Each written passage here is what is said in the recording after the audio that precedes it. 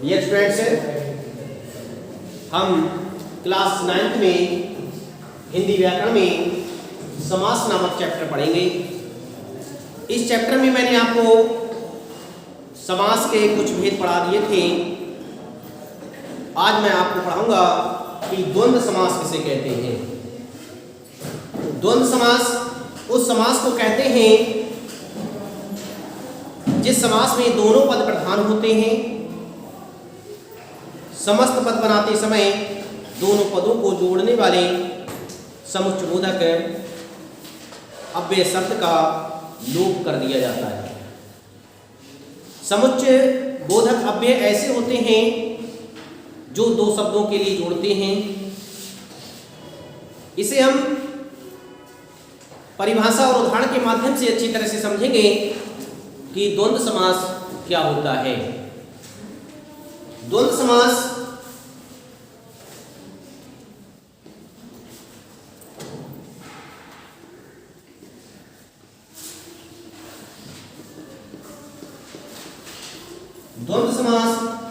उस समास को कहते हैं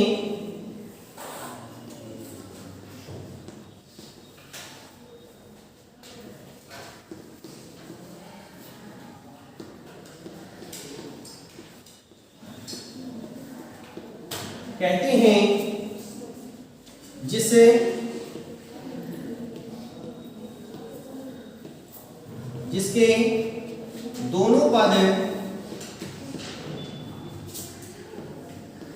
प्रधान होते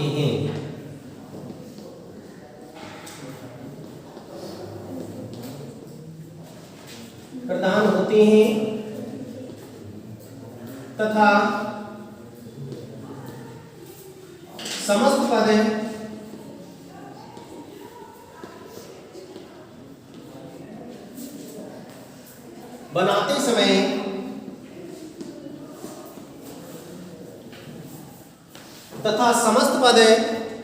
बनाते समय दोनों पदों को जोड़ने वाले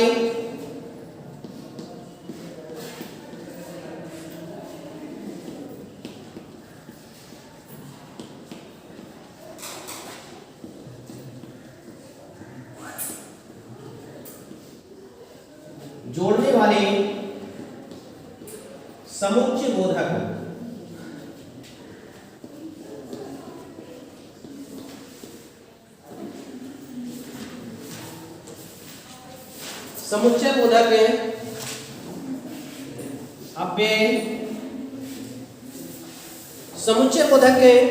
अव्यय शब्द का लोप कर दिया जाता है।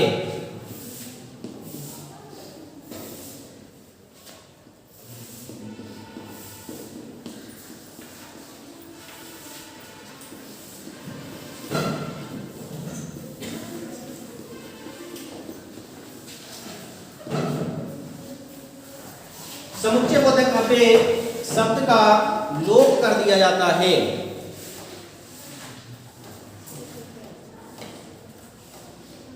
और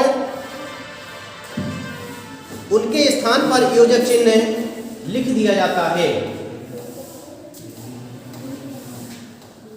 और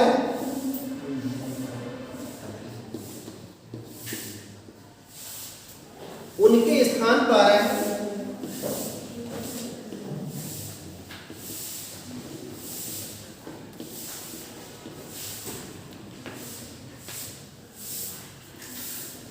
योजक चिन्ह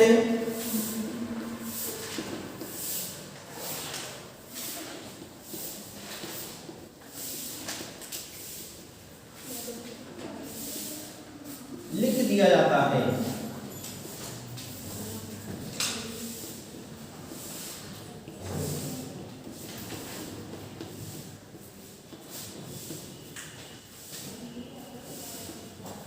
जैसे इसे हम उदाहरण के माध्यम से समझेंगे। इस तरह से द्वंद्व समास की परिभाषा होती है। द्वंद्व समास को हम परिभाषा के माध्यम से समझेंगे। द्वंद्व समास उस समास को कहते हैं जिसके दोनों पद प्रधान होते हैं तथा समस्त पद बनाते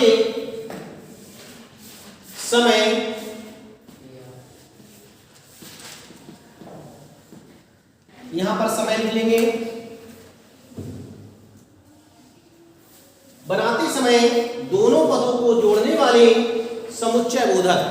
समुच्चय बोधक अव्यय ऐसे अव्यय कहलाते हैं जो दो पदों को जोड़ने का कार्य करते हैं। समुच्चय बोधक अव्यय शब्द का लोप कर दिया जाता है और उन समुच्चय बोधक अव्ययों के स्थान पर योजक चिन्ह इस तरह लगाया जाता है, दो पदों के बीच में योजक चिन्ह लिख दिया जाता है।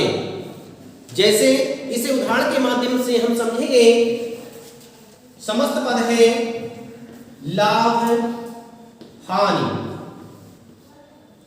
लाभ हानि यह समस्त पद है। यदि इस समस्त पद का यदि हमें विग्रह करना है तो विग्रह होगा लाभ और हानि। लाभ और हानि इस तरह से। और समुच्चय बोधक अव्यय है। ये समुच्चय बोधक अव्यय इन दोनों पदों को जोड़ने का कार्य कर रहा है। यदि हमें इन दोनों पदों को जोड़ना होता है, समास की प्रक्रिया करनी होती है, समस्त पद बनाना होता है, तो हम इस समुच्चय बोधक अव्यय का लोप कर देते हैं और उसके स्थान पर योजक चिन्ह लगा देते हैं। इस तरह से समस्त पद का निर्माण होता है। इसी तरह से अन्य और भी उदाहरण है। जैसे यदि हम समझें भाई बहन,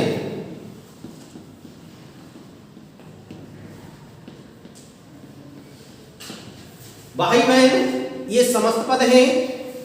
इस समस्त पद का यदि हमें विग्रह करना है तो विग्रह होगा भाई और बहन।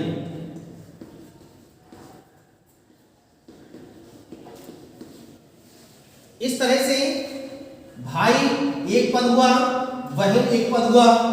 इन दोनों पदों का जोड़ने का कार्य कर रहा है और समुच्चय बोधक अव्यय। जब इन दोनों पदों को हम जोड़ते हैं, समस्त पद बनाते हैं, तो और का लोप कर दिया जाता है। और का लोप करने के स्थान पर हम योजक चिन्ह को लगा देते हैं। इस तरह से हम समस्त पद का निर्माण करते हैं। इस तरह से कहने का मतलब यही है कि द्वंद्व समास उस समास को कहते हैं जिसके दोनों पद प्रधान होते हैं। प्रधान का अर्थ होता है मुख्य होना। दोनों पद मुख्य होंगे और दोनों पदों को जोड़ने वाले समुच्चय बोधक अव्यय शब्द का लोप कर दिया जाता है और उन अव्यय शब्दों के स्थान पर योजक चिन्ह लगा दिया जाता है। जैसे इसे हमने उदाहरण के माध्यम से समझा।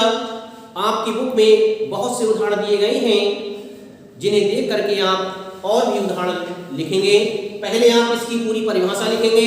परिभाषा लिखने के बाद आप इनके उदाहरण जो मैंने लिखे हैं और आपकी बुक में और भी दिए गए हैं उन्हें देख करके अच्छी तरह से लिख लेंगे। अब आप इसे अच्छी तरह से अपनी कॉपी में नोट करें। इसके बाद में मैं आपको